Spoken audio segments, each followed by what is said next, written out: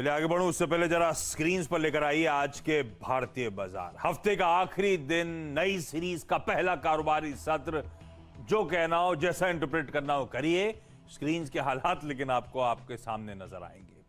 भारतीय बाजारों में इस समय 2% या उससे ज्यादा की कमजोरी के साथ कामकाज हो रहा है दोनों बेंचमार्क्स में। तो सेंसेक्स 450 पॉइंट का दबाव दिखाता हुआ, सेंसेक्स में 1200-1250 पॉइंट की कमजोरी। हालांकि दिन के लोस पे निफ्टी था 450 अंक, प्रिसाइजली 450 अंक का दबाव, 2.5% कमजोर था। तो उस 250 वो 450 पॉइंट की गिरावट कहने के लिए लोअर लेवल से 370 पॉइंट है, लेकिन ऐसी कोई मीनिंगफुल रिकवरी नहीं आई। आ रही थी तो वो भी फिजल आउट हो गई। ध्यान रखिएगा, ऐसी कोई मीनिंगफुल रिकवरी अब तक स्क्रीन पे नजर नहीं आई है। दिक्कत क्या हो रही है ये समझिए। डाउ फ्यूचर्स, हेडलाइन में हमारे प्रोड्यूसर साहब ने लिखा था, यूएस में कल छुट्टी थी, आज छोटा सा ट्रंकेटेड हाफ डे होने वाला है। थैंक्स गिविंग के नेक्स्ट डे जो होती है वो हाफ डे का सेशन होता है। उसमें इंडिकेशंस है कि यूएस में 400-500 पॉइंट डाउ फ्यूचर्स कमजोरी के साथ ट्रेड कर रहा है, तो पिटाई के साथ यूएस मार्केट की शुरुआत होगी। आज का एशिया का कामकाज आपकी स्क्रीन पर आएगा। उठाइए हैंगसेंग, उठाइए निक्केई, सारे बाजार 2-2.5% की कमजोरी के साथ ट्रेड कर रहे हैं। यानी कि हम नहीं, अक्रॉस द ग्लोब आज रिस्क ऑफ है, across the board profit taking है, अक्रॉस द ग्लोब नर्वसनेस के साथ कामकाज होता हुआ नजर आ रहा है। तो वो ब्याज दरें बढ़ना, वो इन्फ्लेशन, वो वैल्यूएशन के कंसर्न्स, हमारे यहां वो एफआई आउटफ्लो, सेंटिमेंट्स बिगड़े हुए, ये सब तो था ही था। उसमें जोड़ दीजिए एक और कोविड का बढ़ता खतरा। तो कोविड को लेकर कंसर्न्स हम लोग कई दिनों से सुबह सुबह मॉर्निंग कॉल में 7 बजे हाईलाइट कर रहे थे। तब कहा जा रहा था यूरोप एपिसेंटर बन रहा है। कैसे यूरोप में कई इकोनॉमीज टोटल लॉकडाउन, कईयों में रिस्ट्रिक्शंस की शुरुआत हो गई है। और आज सुबह का नया खबर जो थी वो साउथ अफ्रीका का एक नया वेरिएंट जो मिला है उसको लेकर अपडेट आया, जो 30 टाइम्स म्यूटेट कर सकता है। आज डब्ल्यूएचओ की इमरजेंसी मीट शेड्यूल्ड है शाम को, उसी अफ्रीकन वेरिएंट को लेकर। डर यह है कि वो नया वेरिएंट इतना म्यूटेट कर सकता है, इजीली स्प्रेड कर सकता है, तो उसका वैक्सीनेशन, उसका ट्रांसमिशन को लेकर कितना खतरा बढ़ रहा है, उस पर बातचीत। यूके ने ट्रैवलिंग जो 6 कंट्रीज हैं अफ्रीका की, उससे अपनी फ्लाइट्स को रोक दिया है, कट ऑफ कर दिया है। इंडिया ने कल एक एडवाइजरी जारी करी तमाम स्टेट्स के लिए, हांगकांग से, साउथ अफ्रीका से, बोट्सवाना से आने वाले लोगों के लिए। तो ये सब कंसर्न्स एमिनेट होते, तो कई सारे कंसर्न्स थे, उसमें एक और ये नया वेरिएंट का डर बहाना बन गया इस तरह की सीरियस प्रॉफिट टेकिंग का हफ्ते के आखिरी दिन। बाकी की डिटेल्स आगे लेकर आता हूं, पहले रजत दा से बातचीत कर ली जाए, पहले बड़ी पिक्चर पे बातचीत कर ली जाए। रजत दा, अच्छी खासी वीकनेस, आज के लोज ऑलमोस्ट 17,100, उसके नीचे भी स्लिप हुए थे, मोटा मोटी 17,100 के आसपास के लोज। कितनी वीकनेस और बची, अगर और पिटाई होनी है? कहां पे बहुत इंपॉर्टेंट स्ट्रॉन्ग सपोर्ट जोन्स आपको नजर आते हैं? इस गिरावट में आपने खरीदारी शुरू करी क्या, या अभी सिर्फ वेट एंड वॉच का मूड है?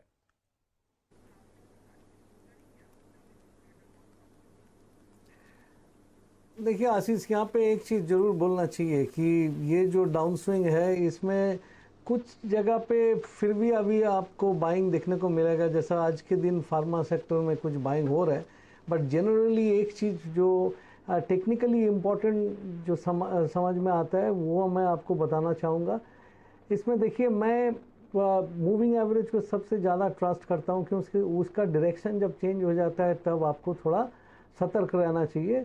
तो शॉर्ट टर्म में 9 डे, 20 डे, 50 डे, ये तीनों मूविंग एवरेज अभी ऑलरेडी इसका डायरेक्शन चेंज होकर नीचे की तरफ जा रहा है। सिर्फ 100 डे और 200 डे मूविंग एवरेज, वो दोनों अभी भी ग्रेडियंट ऊपर की तरफ है। लेकिन जो लोग बहुत शंकित हो गए कि इसमें क्या होगा, अभी बाजार बहुत ख़राब हो जाएगा, बहुत ख़राब तो नहीं होगा, लेकिन अभी भी डाउन स्विंग कंटिन्यू कर सकता है। लेकिन जब तक 16,500 से लेके 16,000 का लेवल निफ्टी तोड़ नहीं देता है, और वो भी जिस तरीका का वॉल्यूम आज देख रहा है उसी टाइप का वॉल्यूम देख के होता है, तब तक के लिए इतना मानिए कि ये बहुत लंबा अपस्विंग चला था, उसका एक करेक्शन हो रहा है। उससे ज़्यादा अभी तक कुछ बोलना नहीं चाहिए। और फिर और एक चीज़ मैं बोलूँगा, जो कि आपके चैनल में कई बार मैंने बोल चुका है, कि जितना लिक्विडिटी बाज़ार में अभी भी फैला हुआ है, चाहे आरबीआई कितना ही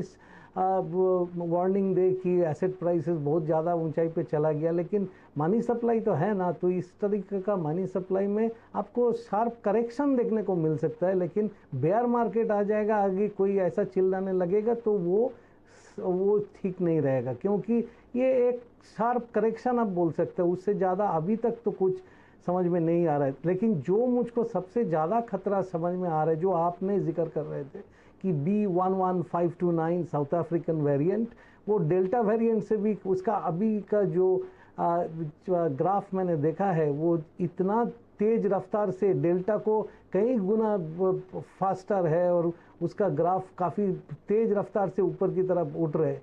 तो वो अगर फैल जाए तो देखिए तब कोई सिचुएशन ही बदल जाएगा, सिनारियो बदल जाएगा, तब खतरा है। बट अभी तक वो चीज़ नहीं हुआ है। जब तक नहीं होता है, हु का मीटिंग होगा, उसके बाद अपने समझेंगे कि क्या हो रहा है।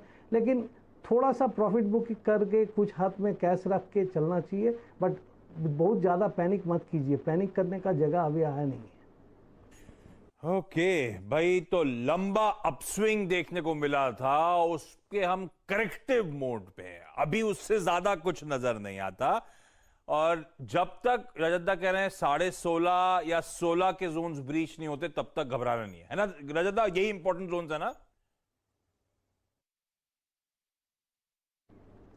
हाँ, 16,500 से 16,000 का लेवल जब तक नहीं टूटता है, इसमें इसके बीच में 200 डे मूविंग एवरेज भी है और एक इंटरसेक्शन ट्रेंड लाइन भी है, मतलब वो इंटरनल ट्रेंड लाइन मैं कहता हूँ, उस टाइप का ट्रेंड लाइन में भी सपोर्ट कई बार मिला है, तो वो भी है। तो वो जब तक नहीं टूटता है तब तक उतना खतरा नहीं पैदा होता है। और जो आपको मैंने बोला है कि ये पूरा जो बुल मार्केट चल रहा है वो लिक्विडिटी के बलबूते पे चल रहा है, वो टैप तो बंद नहीं हुआ ना। और ये थोड़ा सा डेल्टा वेरिएंट का बात आ जाएगा, वो स्लूज गेट फिर से खुल जाएगा, तो इतना डरिए मत, वो चलेगा। बट थोड़ा सा new age businesses 30 times price to sales like Nykaa, ये सब में थोड़ा प्रॉफिट बुकिंग ज़्यादा दिखने को मिल सकता है, क्योंकि ये बहुत ऊंचाई पे लिस्टिंग हुआ है, कुछ प्रॉफिट बुकिंग तो होने का संभावना रह ही जाता है। ठीक है। अब हाँ, ये बात सही है, लिक्विडिटी के टैब, लेकिन वो पिछले 1-2 हफ्ते से लिक्विडिटी के टैब भी थोड़े से नदारत थे, एटलीस्ट एफआईएस की कैश मार्केट के परफॉर्मेंस को देखते हुए, जो रोज पैसा निकाल रहे थे, तो सब कुछ हो जाए, सर मुंडाती ओले पड़ रहे हैं, तो खबरें बुरी आ रही हैं, तो इसीलिए करें। हाँ, वैसे अभी ध्यान रखिएगा, हम जो हाई से प्रोड्यूसर साहब ने बड़ी सी प्लेट बना दी आपके लिए। 19 अक्टूबर को अब तक का रिकॉर्ड उच्चतम स्तर था 18,604, इंट्राडे में हमने छुआ था। 22, 23, 24 दिन हुए होंगे, वहां से हम 1500 पॉइंट, ये आज के लोस पे है। ध्यान रखें, आज के लोस 17,088 के, इससे अब हम कुछ उभर गए हैं ना, अब हम ऑफ लोस ट्रेड कर रहे हैं, जो मैंने मेंशन भी करा था जब मार्केट दिखा रहा था आप लोग को। उस लोस से भी कैलकुलेट करूं तो अभी 9% के आसपास की गिरावट हुई है। 10% से 20% का जोन का ज्यादा बड़ा इंपॉर्टेंट है, ठीक है। तो निफ्टी बैंक में लेकिन हाँ, अंडर परफॉर्मेंस है, स्टार्क अंडर परफॉर्मेंस है, क्योंकि हमने नवंबर सीरीज में प्रेशर टूल पकड़ता हुआ देखा निफ्टी बैंक में। आज सुबह हम लोग मेंशन कर रहे थे, पिछली सीरीज निफ्टी बैंक के लिए थोड़ी सी चैलेंजिंग रही थी, ये हाई से आ गया करेक्शन। निफ्टी बैंक ने अपना हाई छुआ था 41,830 का 25 अक्टूबर को। आज के लोस पे वहां से हम लोग 13% का करेक्शन दिखा चुके हैं लोअर लेवल से, लेकिन निफ्टी बैंक में भी हल्की बहुत रिकवरी आती हुई। ये अब तक की स्थिति है हाई से, जो हमने अक्टूबर के महीने में निफ्टी बैंक के देखे थे। अब जरा स्टॉक स्पेसिफिक मूव्स की बात कर ली जाए, और ये जो कोविड का नया वेरिएंट है, रजतदा को तो याद भी हो गया है, मैं तो याद कर रहा था, B.1.529। ध्यान रखिए, साउथ अफ्रीका में पाया गया और बहुत स्मॉल नंबर्स में है, अभी चिंताजनक जरूर है, लेकिन अभी बहुत स्मॉल नंबर्स पे, तो इसलिए बहुत सारा एक्सट्रपोलेट नहीं करने का है। लेकिन हाँ, ये सब इंपॉर्टेंट चीजें हैं जो ग्लोबल मार्केट्स नोटिस कर रहे हैं, इसीलिए मेंशन करना जरूरी। लेकिन रजतदा, कुछ स्टॉक्स, और जो स्टॉक्स में एक्शन है ना, वो सारा वो कोविड के समय वाला एकदम प्योरली वैसे ही एक्शन आपको स्क्रीन पे नजर आएगा। निफ्टी की 2 कॉन्स्टिट्यूएंट्स, वो टाटा ग्रुप की कंपनी जो ग्लोबल पकड़ बहुत मजबूत रखती हैं, उनमें अच्छा खासा दबाव आता हुआ नजर आएगा। तो टाटा मोटर्स, टाटा स्टील के स्टॉक्स निफ्टी के परफॉर्मर्स आपकी स्क्रीन पर आएंगे, दोनों में पिटाई हो रही है। और हम जब जानते हैं किस तरह से ग्लोबल एक्सपोजर है दोनों ही कंपनीज का, तो ये देखिए, टाटा मोटर्स आज के ट्रेडिंग सेशन में 5% दबाव, टाटा स्टील 4-5% की कमजोरी के साथ ट्रेड करता हुआ।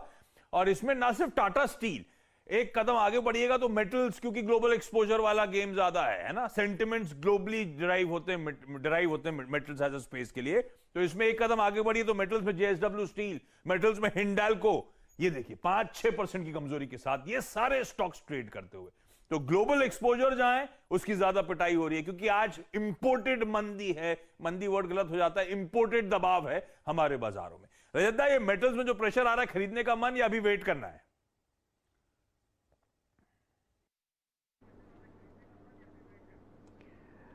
नहीं आशीष, अभी वेट करना बेहतर होगा, क्योंकि ये टाटा स्टील हम एक रिप्रेजेंटेटिव स्टॉक लेते हैं, तो उसमें अगर आप देखेंगे तो जो डाउन स्विंग हुआ था उसके बाद में करीबन 1 घंटा थोड़ा ये ऊपर की तरफ मूवमेंट देने का कोशिश किया। उसमें एक 15 मिनट चार्ट में हाई बना था 1134 का, फिर से ये नीचे जा रहा है और अभी दोबारा सुबह का लो टेस्ट करने जा रहा है। तो और ये लेवल, लेकिन एक चीज़ मैं आपको कहना चाहूँगा कि टाटा स्टील के लिए डेली चार्ट में 1100 का लेवल बहुत मायने रखता है। वो लेवल अगर टूट जाए, ये इसका बात ये है कि 1100 का नहीं, अभी हम थोड़ा सा रेक्टिफाई करके एग्जैक्ट लेवल बता रहा हूँ, ये अपना 200 डे से थोड़ी नीचे ट्रेड कर रहा है 1131 का लेवल। इसमें देखना चाहिए कि 200 डे के नीचे ये कब तक रहता है, क्योंकि ये कई महीनों बाद में 200 डे एक्सपोनेंशियल मूविंग एवरेज को टाटा स्टील टेस्ट कर रहा है। इस टाइम पे जो चीज़ होता है, अगर थोड़ी सी सुधार आता है तो जो कुछ इंस्टीट्यूशंस, कुछ प्लेयर्स जो बॉटम फिशिंग करने को मांगता है, वो पहला बार कई महीनों बाद जब 200 day exponential moving average test होता है तो उस लेवल पे खरीदारी करता है। वो खरीदारी आता है कि नहीं, वो देखना चाहिए। अगर वो नहीं आता है तो ये काफ़ी नीचे जा सकता है, लेकिन नॉर्मली हम आपको बोल रहे हैं कि 80% प्रोबेबिलिटी 200 डे ब्रेक करके वो जाने के पहले एक बार bounce back, at least pull back rally देता है। तो इसीलिए इस लेवल पे टाटा स्टील को शॉर्ट मत कीजिए, या तो टाटा मोटर्स को भी शॉर्ट मत कीजिए, वो सभी एक ही जैसा पिक्चर दिखा रहे। देख लीजिए कि बाउंस होता है कि नहीं, और वो बाउंस होता है तो कैसा वो टिकता है। अगर नहीं टिकता है तब बेचिए, तब ठीक है, लेकिन अभी इस लेवल पे फ्रेश सेलिंग मत कीजिए। And those who are brave hearts छोटी सी बाइंग कर सकते हैं, बट 1100 के नीचे स्टॉप लगा के ही बाइंग कीजिएगा अगर टाटा स्टील लेना है तो। लेकिन अगर आपको लेना ही बात है तो फार्मा लीजिए, यूनिकेम लैब, पॉलीमेडिक्योर, सिप्ला, बहुत सारे काउंटर्स। बहुत बिल्कुल ठीक, मैं आ रहा हूं फार्मा पे, क्योंकि मैंने कहा था आज बिल्कुल कोविड का जो स्केयर है वो स्क्रीन पे नजर आ रहा है। आपका सबसे प्रिफर्ड फार्मा पिक तैयार रखिएगा। जो रजत दा ने सिप्ला की बात करी, फार्मा की बात करी, ये देखिए आज की जब बाजार में पिटाई हो रही है, किस तरह से फार्मा में आउट परफॉर्मेंस है। सिप्ला, जिसका शायद सबसे बड़ा पोर्टफोलियो है कोविड रिलेटेड, सबसे अच्छी तेजी दिखाता हुआ इस स्टॉक में 8-9% का उछाल। Alkem labs, Pfizer, doctor Reddy's, Divi's labs, ये सारे फार्मास्यूटिकल रिलेटेड प्लेस देखिए आज के बाजार में किस तरह की मजबूती दिखा रहे हैं। फार्मा ही नहीं, इसमें जोड़ दीजिए हेल्थ केयर, वो टेस्टिंग वाली कंपनीज वापस फोकस में आ गई। डॉक्टर लाल पैथ लैब्स, वो मेट्रोपोलिस आपकी स्क्रीन पर आएगा, कमजोर बाजार में देखिए 6-6.5% डॉक्टर लाल, मेट्रोपोलिस 3-3.5% की मजबूती। तो जहां डर है वो पिटाई हो रही है, जहां बाजार को लग रहा है ये वापस बेनिफिशियरीज होने वाले हैं स्केयर के, वो सब तेजी दिखाते हुए। रजत दा, सबसे अच्छा फार्मास्यूटिकल प्ले?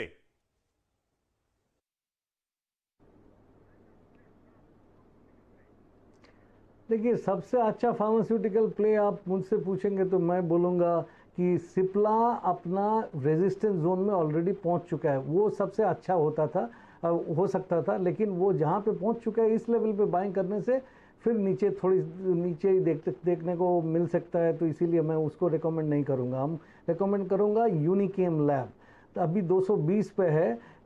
खुलासा ये कर देना चाहता हूँ कि हो सकता है कि ये मैंने रिकमेंड किया था अपना क्लाइंटों को, उन्हीं के पास हो सकता है, मेरे को इसमें कोई पोजीशन नहीं है। यूनिकेम लैब जिस तरीका का मूवमेंट आज दे रहा है, 200 से 220 तक पहुंच चुका है ऑलरेडी, तो ये ऊपर में 240 तक एक पुल बैक रैली देगा। इसी से अगर आपको लेना है तो ले सकते हैं। और Poly Medicure after a long time, मतलब ये आपका मई का महीने से जो रेंज बाउंड थोड़ी सी हल्की सी गिरावट इसी की तरह चल रहा था, वो आज एक रेंज ब्रेकआउट दिखा रहा है। वॉल्यूम भी अच्छा है, ये अभी 1001 रुपया पे चल रहा है, ये भी ऊपर की तरफ मूवमेंट देगा। अगर ठीक से मूवमेंट चल सकता है तो ये 1050 से 1070 तक जा सकता है। और फाइनली एक काउंटर को बात करूंगा मैं, जो कि आपने जरूर रिकॉग्नाइज करेंगे, oxygen supplier Linde India, German company है। पिछले बार कोविड में बहुत ज़बरदस्त मूवमेंट दिखाया था, इस बार भी आज अच्छी मूवमेंट देना तैयार हो गया, माने तैयारी कर रहा है। 2460 पे है, मिनिमम 2700 जाने की संभावना है। उसके ऊपर चले तो और भी बढ़िया है, ऊपर ही चल सकते हैं। लिंडे आ गया, बिल्कुल वो पिछली बार के दिन याद है मुझे, क्या मैसिव आउट परफॉर्मेंस, चर्चा में यही कंपनी रहती थी। वापस आज उसी तरह के स्टॉक, डर लग रहा है आज स्क्रीन को देखकर, वो दिन याद आने लगे। रहता कोई दिसंबर में छुट्टी तो प्लान नहीं करी थी आपने?